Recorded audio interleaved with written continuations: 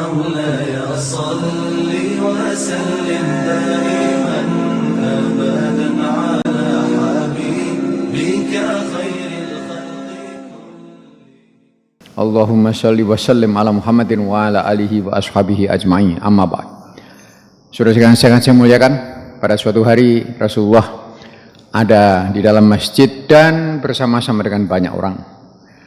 Tiba-tiba datanglah seseorang, tidak ada yang kenal. Orang tadi itu berpakaian serba putih, rambutnya sangat hitam, dan tidak kelihatan tanda-tanda habis berjalan jauh. Orang tadi itu langsung saja duduk, tidak hanya duduk paling depan sampai lututnya itu menyentuh lutut Rasulullah. Lalu dia bertanya kepada Rasulullah, terangkan kepadaku, apakah Islam itu? Nabi menjawab, ya rukun Islam yang sudah kita kenal itu. Ya ringkasnya gitu, syahadat, sholat, zakat, puasa, haji gitu. Orang tadi mengatakan, sadaqta, benar kamu. Semua yang hadir heran. Orang ini bertanya, ketika dijawab malah membenarkan. Lalu, mal iman. Dia tanya lagi, apa iman itu? Lalu Nabi menerangkan rukun iman seperti yang sudah kita kenal ya. Iman kepada Allah, kepada malaikat, kepada kitab, kepada Rasul. Ya, 6 rukun iman itu. Orang tadi mengatakan, benar kamu. Orang heran lagi. Ini tanya tapi kok membetulkan. Lalu dia tertanya lagi, mal ihsan. Apa ihsan itu? Nabi menjawab, anta butullaha ka'annaka tarahu wa illam takun tarahu fa innahu yarak. Kamu menyembah Allah seakan-akan kamu melihat Allah.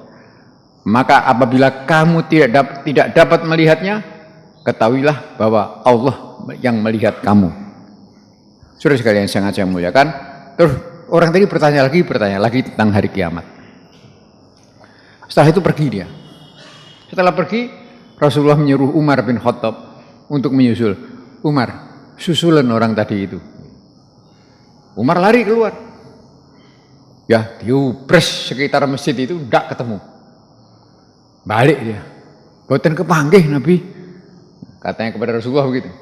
Nabi mengatakan, ketahuilah dia tadi itu adalah malaikat Jibril, datang ke sini untuk mengajarkan agama kalian kepada kalian.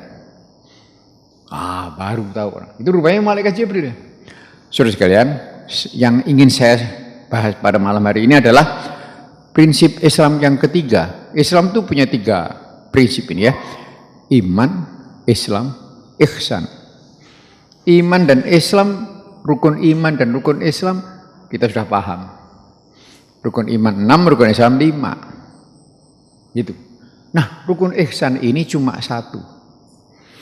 Bunyinya adalah anta butullaha ka'annaka tarahu fa illam takun tarahu fa innahu yarak. Engkau menyembah Allah seakan-akan kau melihatnya. Maka apabila kamu tidak dapat melihatnya, dialah yang melihat kamu. Rukun ihsan ini rukunnya cuma 1. Itu saudara sekalian, itu mengajari kita bahwa, mengajari kita bahwa kamera Allah itu ada setiap saat, setiap detik mengawasi kita, mencatat perilaku kita, melihat kita. Kita sedang sendirian, sedang sembunyi, sedang di tempat ramai, sama saja. Tidak ada bedanya bagi Allah. Allah melihat semuanya. Maka apabila kita merasa dilihat terus-menerus, seharusnya kita berperilaku dengan amat baik. Mungkin saya perlu sampaikan di sini contoh ihsan yang terbaik. Contoh kayak apa sih Pak orang ihsan itu? Ihsan itu ya, tadi itu ya, berperilaku seakan-akan melihat Allah. Kalau kamu tidak bisa melihat Allah, Allah yang melihat kamu. Itu ihsan. Menurut pengamatan saya, orang ihsan, contoh ya, bukan orang ihsan, contoh orang ihsan. Yang paling bagus itu ini loh. Kalau 17 Agustus di istana Jakarta sana ada Paskibraka, pasukan pengibar bendera pusaka. Wah, ya suruh kalian anak muda-muda, ganteng-ganteng, cantik-cantik, berpakaian bagus, mereka tugasnya menaik turunkan bendera. Bayangkan nih, seandainya kakinya digigit semut, kira-kira dia garuk nggak? Tidak. Mengapa tidak? Kalau dia berdiri begini, panas matahari dari timur, seret begini, terus kalian punggungnya berkeringat, keringatnya mengalir, punggungnya gatal, dia garuk nggak? Tidak. Mengapa? Dia menghadap lurus ke depan, tegak, berdiri tegak terus sampai selesai. Mengapa? Dia memang tidak melihat, tapi dia tahu di sebelah sana presiden melihat, wakil presiden melihat, para menteri melihat, di sebelah sana duta besar negara-negara sahabat berpuluh-puluh melihat. Di TV berjuta-juta orang seluruh Indonesia melihat. Dia tidak lihat, tapi dia tahu bahwa dia dilihat. Itulah praktek ihsan. Orang kalau sudah bisa seperti dia, saudara kalian, sholat kita Anda boleh rasakan. Sholat apabila merasa diawasi terus-menerus oleh Allah.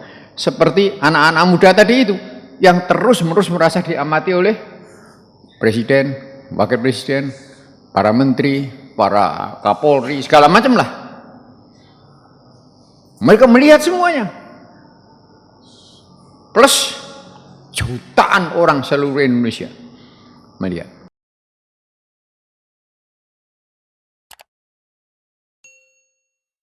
Nah, saudara sekalian sangat saya muliakan, Ramadan ini adalah latihan ihsan yang luar biasa. Bayangkan aja. Tadi siang misalnya saya lihat lewat sini gitu. Anda lihat saya. Misalnya, Anda tidak akan bisa mengatakan saya berpuasa apa tidak.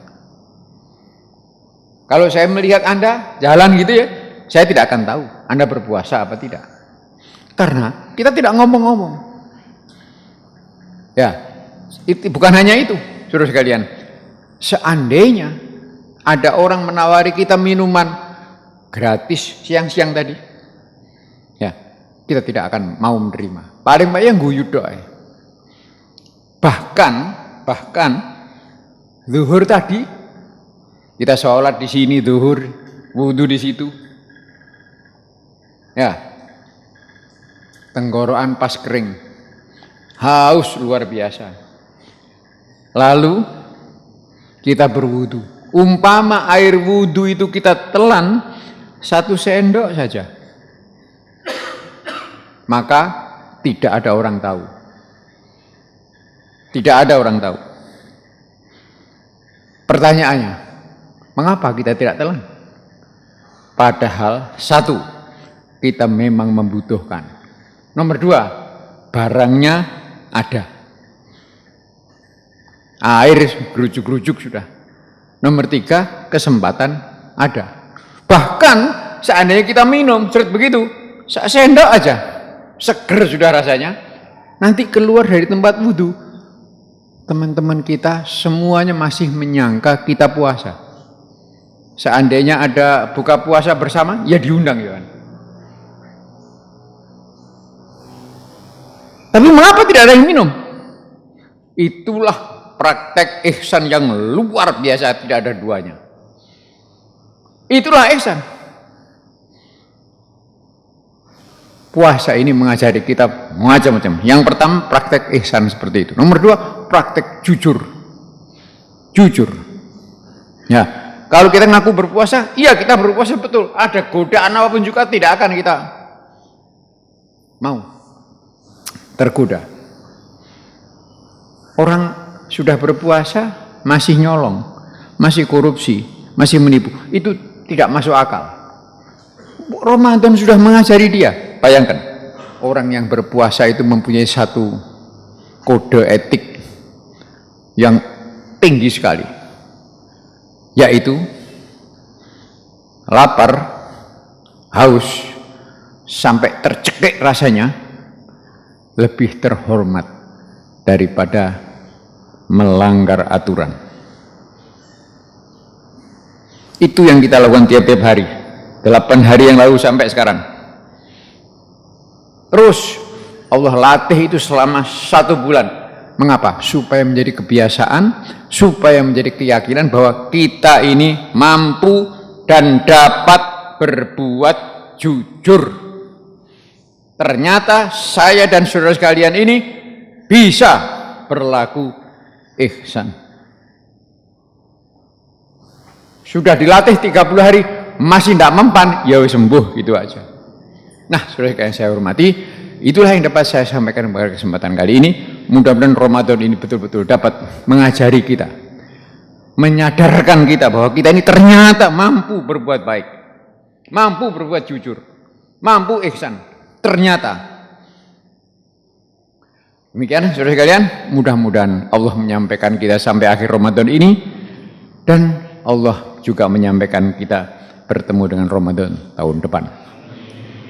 Semoga ibadah kita semuanya diterima oleh Allah. Assalamualaikum warahmatullahi wabarakatuh.